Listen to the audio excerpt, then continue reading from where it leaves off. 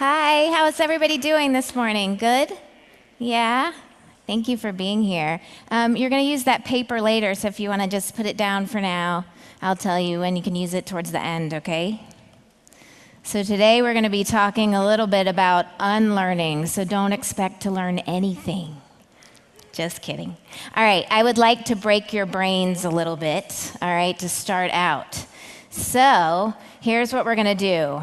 If you would look at the square up at the top there, okay, and that directional word at the top, I want you to say the correct directional word for what should be there. So what should the correct directional word be, everyone?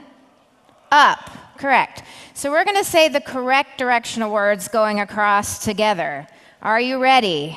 Here we go. I hope you had your coffee. All right, beginning with the correct directional word, going across and down. Here we go. Go. Up, down.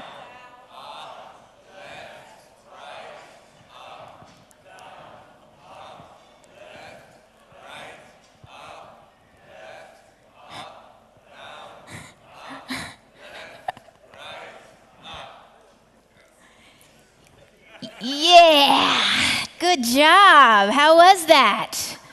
Hard? Whew. All right, warming you up. Here we go. So, our environment in which we live and work demands us to unlearn so that we can shift and make room for something new. So I'm Jessie Shternshus. Some people say stare at your shoes. And I've been on a particularly long unlearning journey. So before I started my company 11 years ago to help people around the world with their communication skills and innovation and creative problem solving and teams, I also worked in television at Sesame Street. Yeah, and I was a teacher. I was a babysitter when I was younger. I've had a lot of unlearning in my life, having to learn something, let go of it, and do something new. And our whole life is full of that. In fact, last summer, I had the privilege of going to Agile, Australia, where they drive on a very different side of the street than they do in America, and I didn't unlearn fast enough. So it was me and 3 other women getting into a car to the speaker's dinner, and we called an Uber, or like Taxify here. Bolt, I guess, is what they have. And there were 4 of us, so one of us had the unlucky privilege to sit in the front. That was my friend Sarah. So she goes to open the front door and freaks the crap out of the guy sitting in the driver's seat. She's like, ah! And he's like, ah! And I think he thought he was going to be like mugged or I don't know. And he goes, did you want to drive? And she's like, no! And she slams the door back and goes, ah! Because she thought she was sitting in the passenger seat and about sat on his lap. So clearly we did not unlearn fast enough. It was super embarrassing. And that was just one of many embarrassing, not unlearning things we did my entire life, really, but in Australia, that's just one great example of complete embarrassment. So shift is a way of life. So what is unlearning? So when we learn, we add new skills or knowledge to what we already know. And when we unlearn, we step outside of a mental model in order to choose a different one. We discard something learned that's false or outdated information from our memory. So it's kind of like that. That's what it looks like, right? So in our mind, that square peg used to work, but not so much anymore. And in organizations, there are 3 levels of unlearning that happen: on the individual level, on the group level or the team level, and on the organizational level, right? And there are 2 types of unlearning situations. One where no habits are formed, and the other where habits are formed. So for instance, if you were to give me a book about rocket science, I might learn a little something, but I'd have absolutely no problem unlearning it.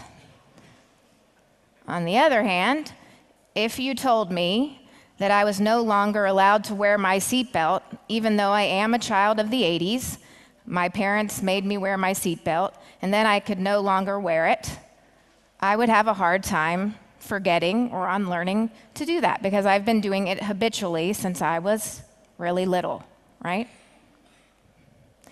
How many of you have heard of this concept, it's just like riding a bike? Have you heard of that before? Yeah. So let's watch this video, if you will. Oh, can you hear that?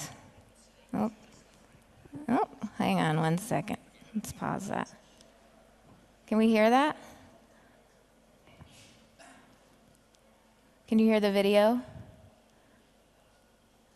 No? Yes? Video? Did it work? Yeah?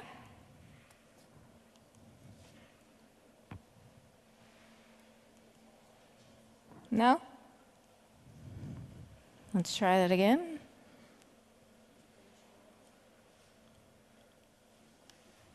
No?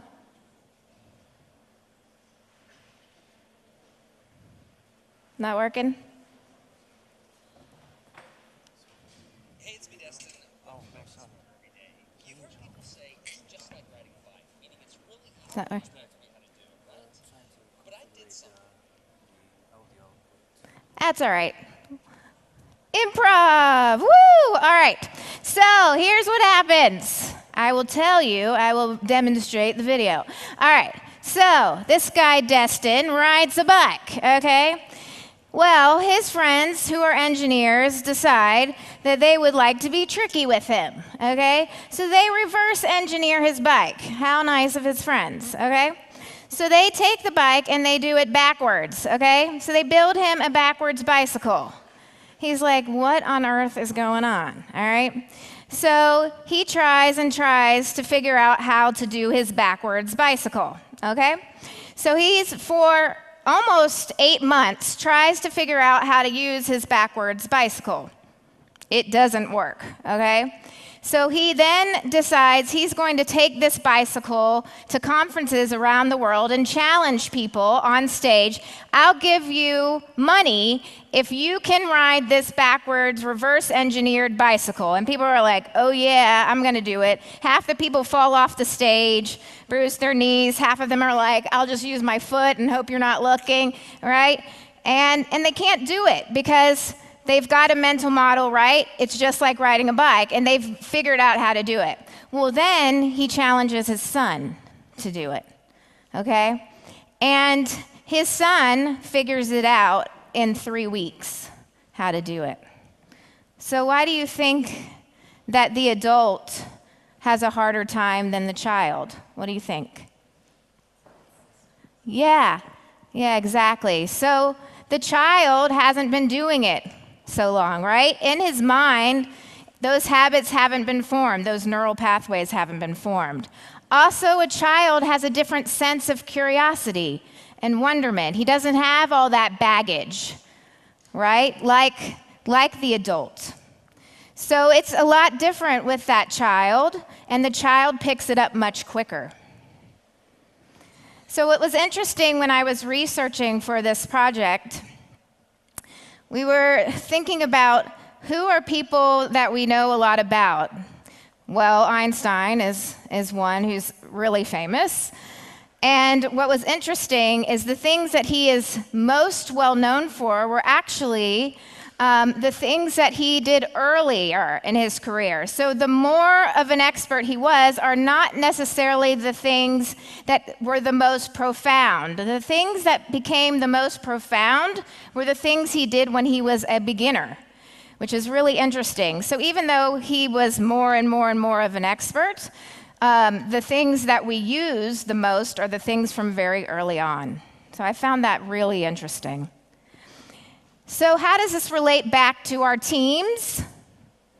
Newbies, okay? The new people on your team. Oftentimes we overlook what it is they have to say, the value of who they are, what they're doing, right? And really, that's unfortunate because their perspective and the things that we have and they have to say are important, right? That new perspective, that beginner's mindset, is really, really valuable. So we should give them a voice at the table, because it may just be that they're holding the thing that we need the most. When I teach improv classes, I often have two sets of students.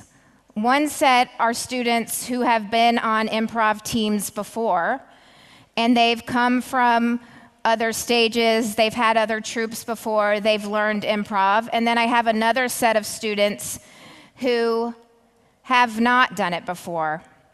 And when you're forming a team, very much like you're forming a team at work, you have a new set of languages, a new set of things, a culture that you're trying to build together, something new. And so what happens is at some point, the students that have never done improv before end up rocketing past the ones who have, because they have less to unlearn and less to shed. So it's pretty interesting. I love this. In the beginner's mind, there are many possibilities, but in the expert's mind, there are few. In the beginner's mind, there are many possibilities, but in the expert's mind, there are few.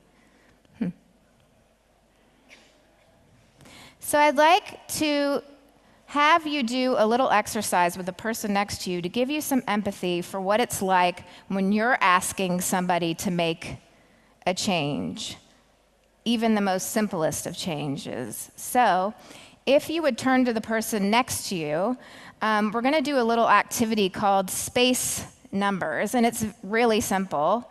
One person, person one, will be drawing numbers in space like this. 1, 2, 3, all the way till 10, okay? Person two is mirroring them.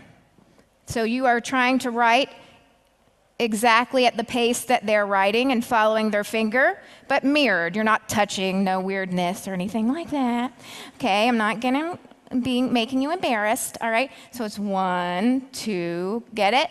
All right, so I want you to try that. Once you've gotten to 10, if you've achieved success, then switch. Let the other person lead you so you get tortured as well, okay? So go ahead and try that, all right? And if you fail, you're allowed to high five and try it again, okay? Celebrate your mistakes. Go ahead and try that.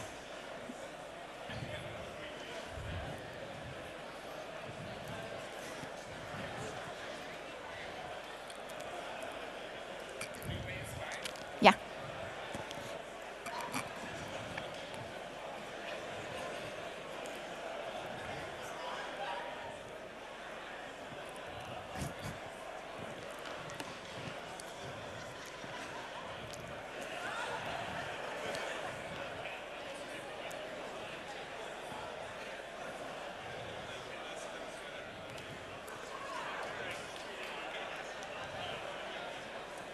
Remember, if you mess up, you can high five. It's okay, it's just a game.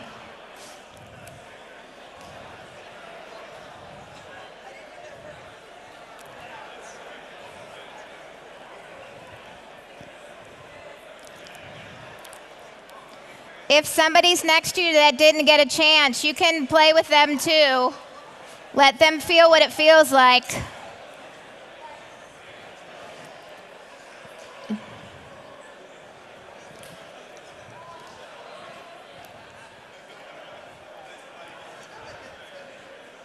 And then switch. Make sure the other person or somebody who didn't get a chance gets a chance to feel a little bit of the fun and torture.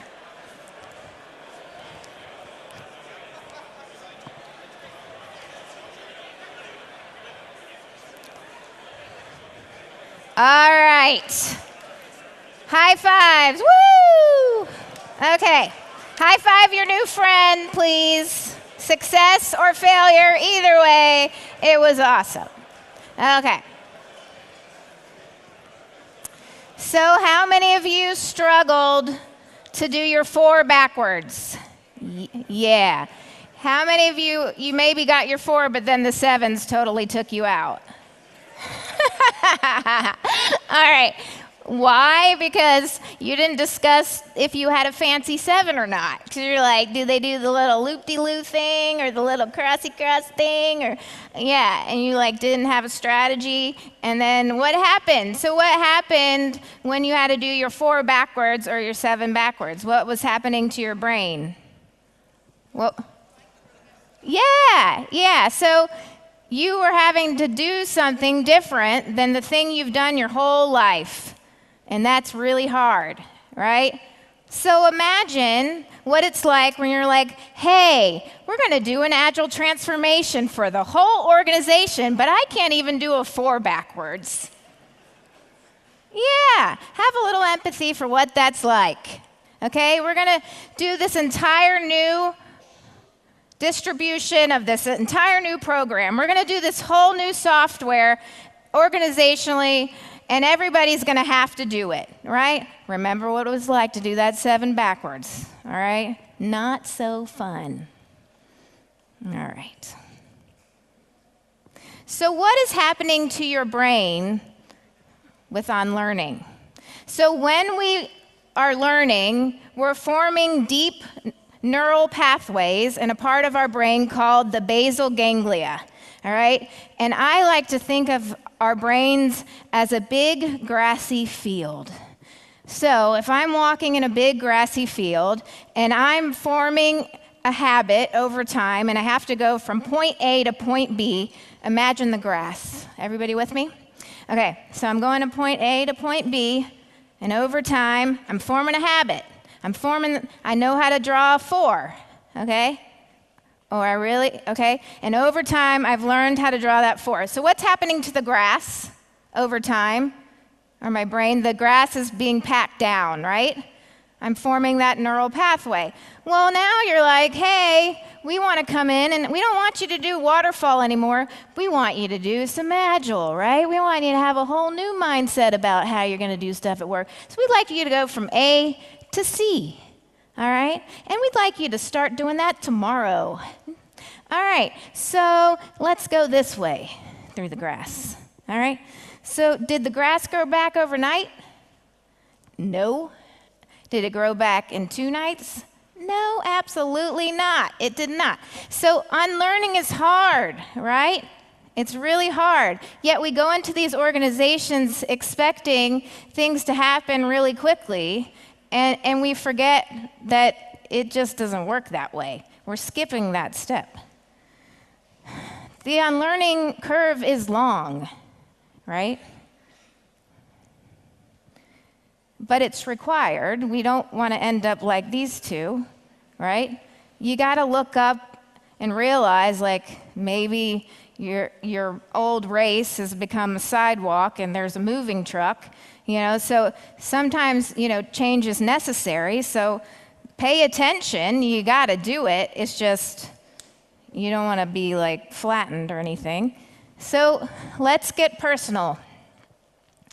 A couple of years ago, I got asked to help work with students that were visually impaired at the Florida School for the Deaf and Blind. I'm from Florida.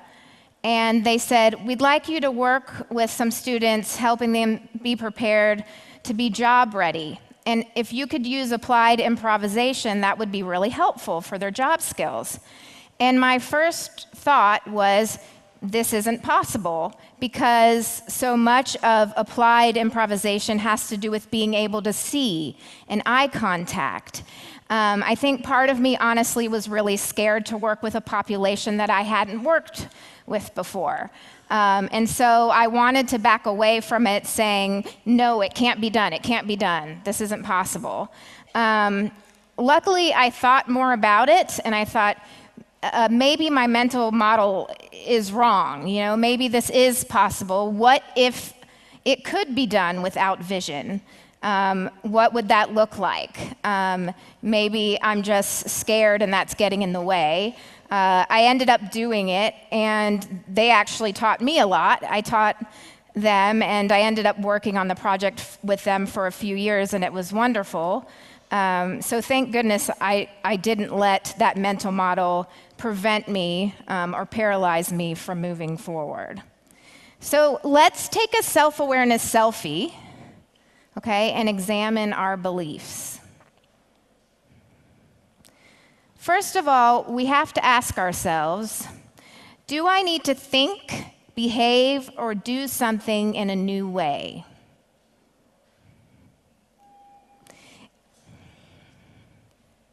Is there previous learning that's preventing me from thinking, behaving, or doing things in new ways? Is what I'm trying to learn a threat or challenge to my identity, or how I see myself, or how I see the world? Would trying harder give me the results that I'm looking for, or might it create more entrenchment?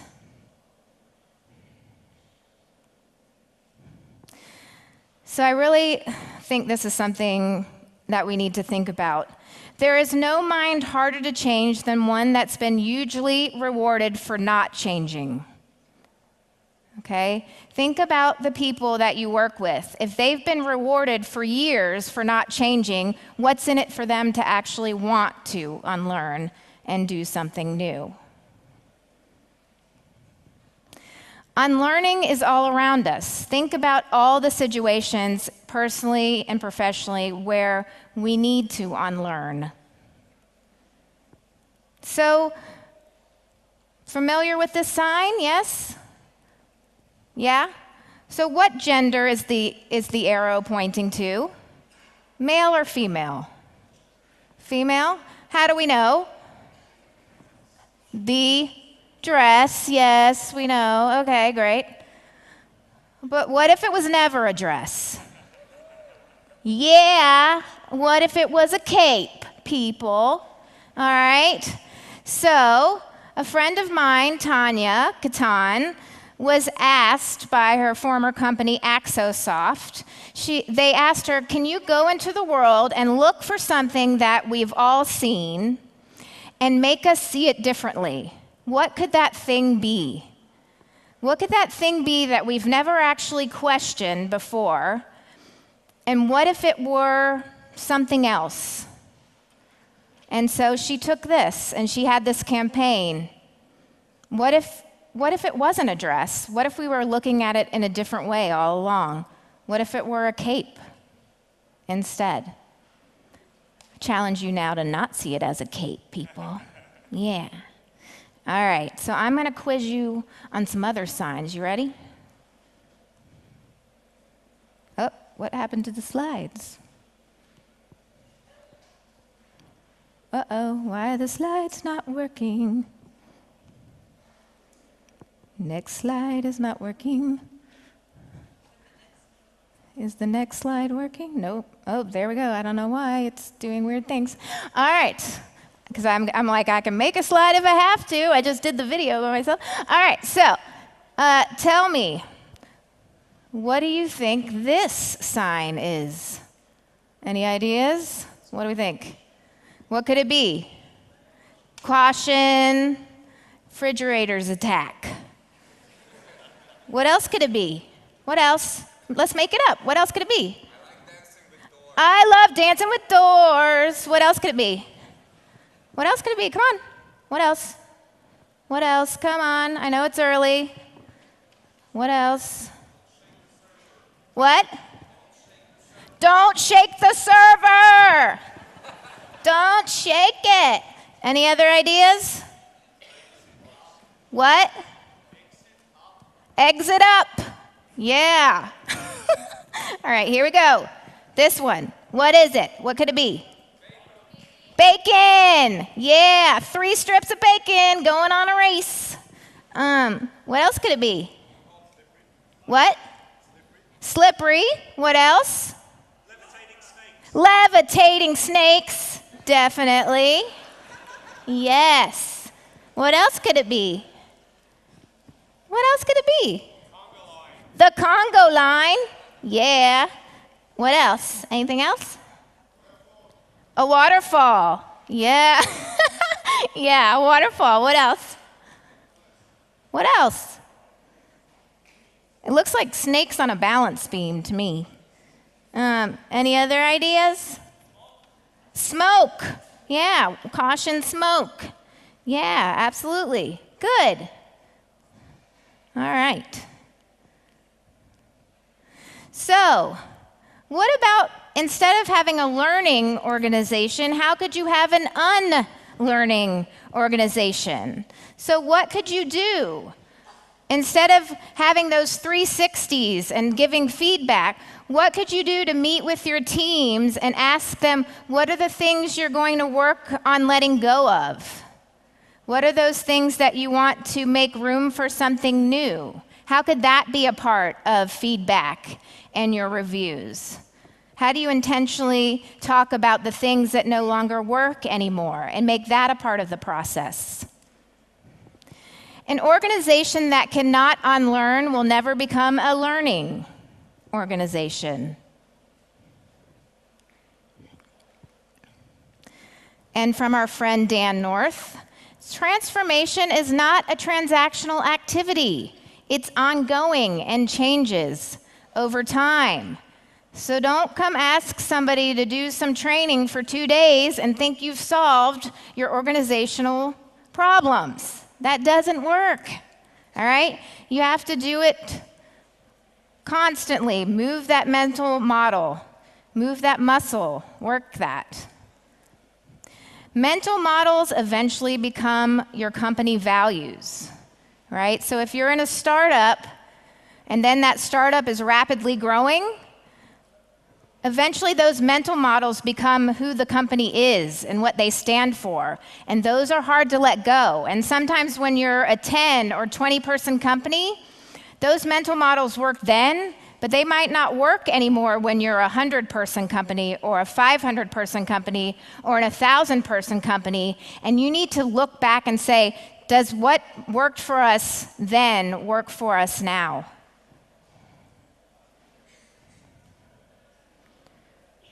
Change is hard to make when employees are playing a mental game of tug of war, right? So on one side you have, this is how I do it. And on the other side you have, we're trying something new. Remember that that's what they're fighting, okay? Think about that 4 again. That's what's going on.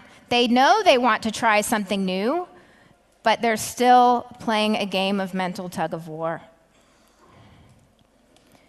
Think about the companies that refused to adapt. They thought they were having a good time. They were at the top of their game.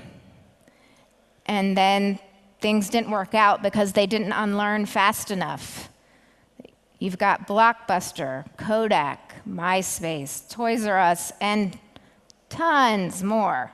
These are just a few of many who couldn't unlearn fast enough, who stuck to their identity and their mental models. What are some of those unlearning examples at work? Can anybody think of an unlearning example at work? What's something that you've had to unlearn? Anybody can think of one? Can you think of something? Windows keyboard. Yeah. Anybody else think of anything at work? What? Yep, Zach. Scrum. Yeah. Anything else? Yeah. Yes. Yes. Absolutely. We have to talk about our planet for sure over there. Yes, Pamela. Anybody else? Anybody else? Yeah, it's everything we do, right? It's at work all the time. What about unlearning the org chart? Have any of you had changes in terms of the hierarchy or your org chart? Anybody? Yeah? Have you had to unlearn your org chart? Absolutely. Yeah. I love this. When I was your age, things were exactly the way they are now. Let's not be these cavemen or the caveman and his son. All right, let's work hard not to be him. Let's make shift happen. So how do we do that? All right, so how can I make those changes? How can I help my team? So we're going to shift, okay? So first, surface the resistance. So what is that pushback about? What is that? You want to hear what they have to say, okay? So the most important thing is actively listen. That's a great skill to have, all right? Actually hear, not just nod, but really listen to what they have to say. Then identify the value for them to change. What is in it for them? Not you, but them. Why should they care? Then find ways to break down barriers. And last, train them with experiential methods day by day. All right? Things that use the whole mind and body. Learn about the ways that they learn best and utilize those techniques in order to help them form new experiences in those neural pathways to get them to unlearn and form new habits, right? So do the 4. That's using their whole body and whole mind, all right? So shift. And when you're surfacing the resistance, think about making sure it's not, we have to do this, but think about why they would want to do that. Why would they want to? Okay, get to know what's valuable to them. What are their values? Why do they care? And remember, unlearning is hard and empathy is required. What was it like when you first started at a new job? Go there, that beginner's mindset. Remember what that was like when there were all those new acronyms and you were like, I have no idea what any of these acronyms mean. I feel like people are speaking another language. Remember what that was like. Tap into that, okay? That will give you some empathy, all right? You're like, why is everybody speaking in a different language? And all these things meant something else to you, right? You're like, what is TDD exactly? Can somebody please tell me? But maybe you were too afraid to ask because you didn't want to feel like weird or that you didn't know something. Excuse me, what is a KPI again? Okay.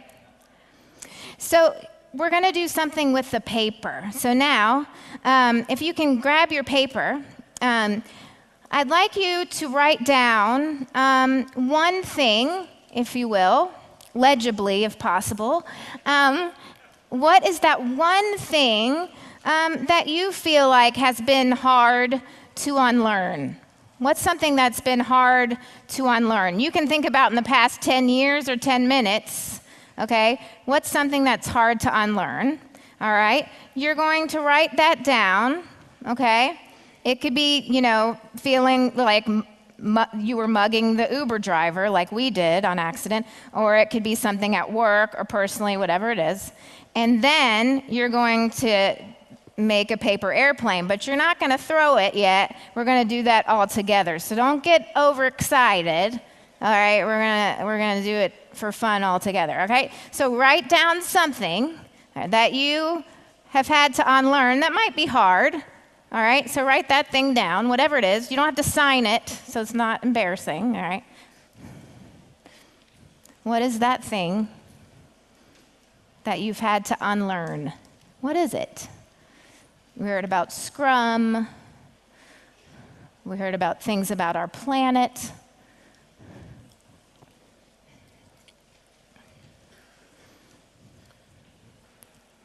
All right, and then make your best airplane. If it makes you feel any better, mine always just hits my feet, so I'm not the best.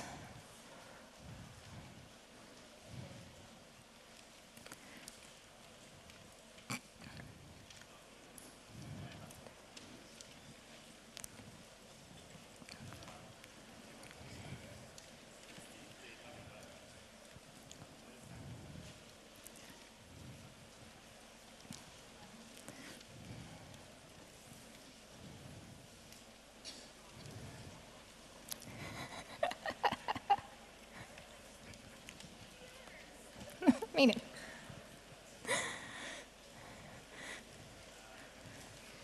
You also don't have to do this design if you are professional airplane maker. If you're really good and stuff, you can share your design with your new friend that you played space numbers with if you like to collaborate. You can make yours for them if you're super nice. You can decorate it if you're already done. If you're super in love with it, you could sign it. I mean, I don't know.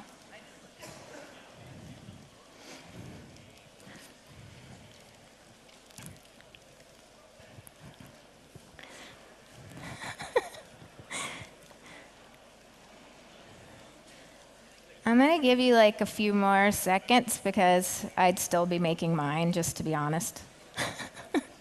And it would still hit my feet also.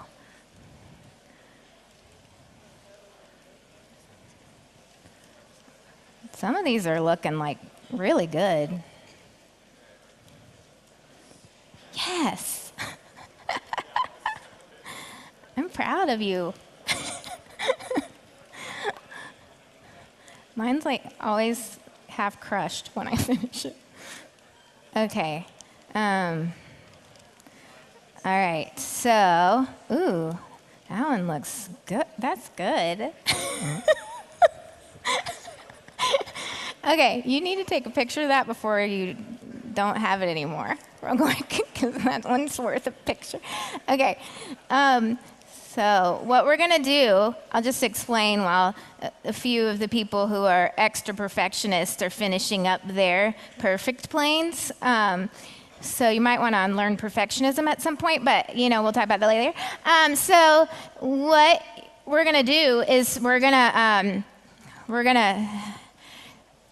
I'll count to 3. We'll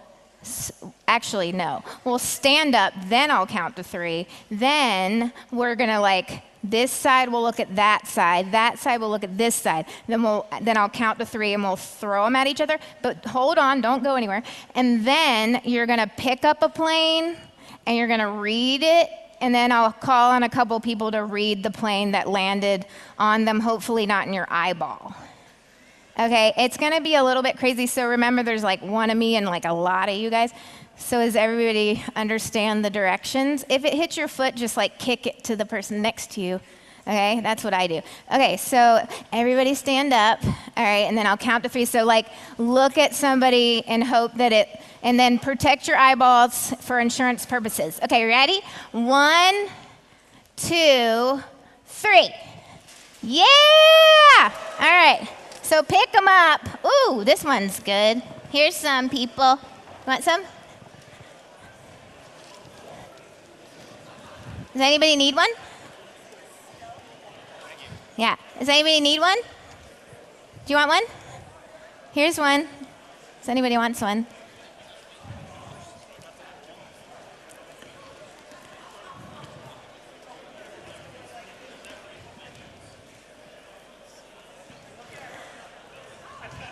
Nice. All right. Oh, they're still flying. Okay, so would anybody mind volunteering to stand up and read their plane really loudly? Does anybody mind reading one? Somebody have a good one over there? Okay. Okay, B. I have no idea. Not sure. Somebody else want to read one? Yeah. Work habits to be more family oriented. Okay, work habits to be more family oriented. That's a good one. I think a lot of us could probably relate to that. Somebody else have one? Portia, you have one? Okay. Say that again. Not care. Not care about physical appearances. Oh, that's good. I love that. Yeah.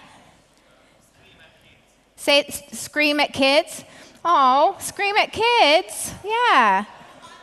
Unlearn that. No, I know. Unlearn that. That's good. I'm glad you thought about that. Anybody else? Yeah. Cultural biases. Cultural biases. That's great. Anybody else have one they want to read? Yeah. I'm not the center of my world. Unlearn that I'm not the center of my world. Yeah.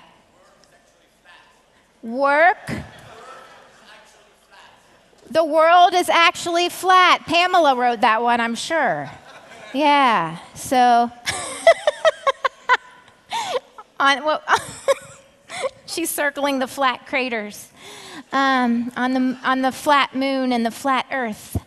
That's hilarious. I want to know who wrote that one. You need to find them and talk to them before they leave craft conference. But they are learning it, so that's it's an improvement from before this session. Anything else? Yeah.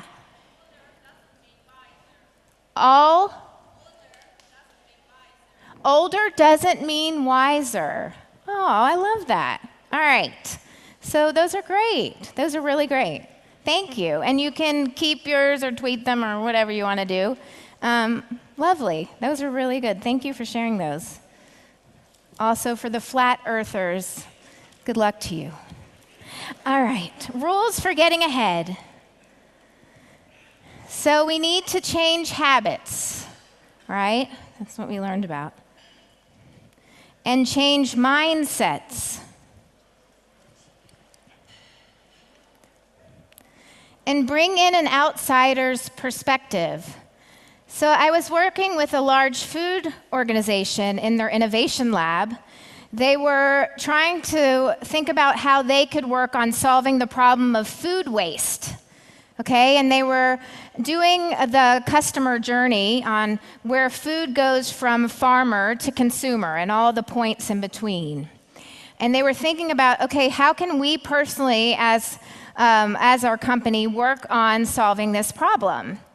And they were working for days and days trying to think on where they could make the situation better. So on my walk back to the hotel, I called my daughters. I was speaking to my older daughter. She was in 5th grade at the time. And she said, "Mommy, you know, what were you doing?" And I said, "Oh, well, we were talking about food waste. Do you know what that is?" She's like, "What does that mean?" I said, "Well, you know how sometimes we don't finish our food and then we throw it in the garbage. And that happens a lot. And as people, we waste food, so they're trying to make that better. We waste too much food." And she's like, "You spent the whole day doing that?" And I was like, "Yeah." She's like, "Just to make it taste like chocolate, Mom. I really don't understand." She's like, "They pay you for that?" And I'm like, "Good idea." So I went back and I told the group, my daughter said we should just solve food waste by making everything taste like chocolate. And they were like, "Yeah, okay."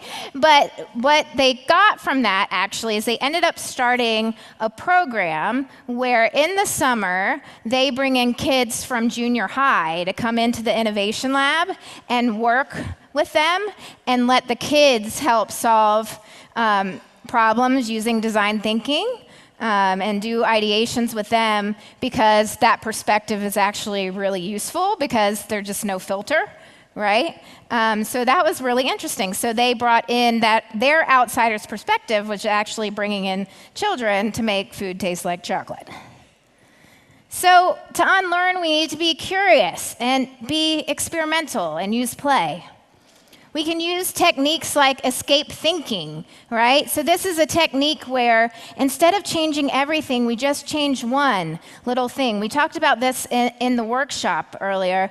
So this technique is really useful. You could try this with your teams. What you would do is you name all the attributes of a product or a process, and then you take away just one thing, and you say, well, what would it be like if we just took away that one thing? How would it be? So for instance, if you had a restaurant, you would name all the attributes of a restaurant. A restaurant has tables, a restaurant has servers, a restaurant has menus, a restaurant has food, a restaurant has lights, a place to go eat, right?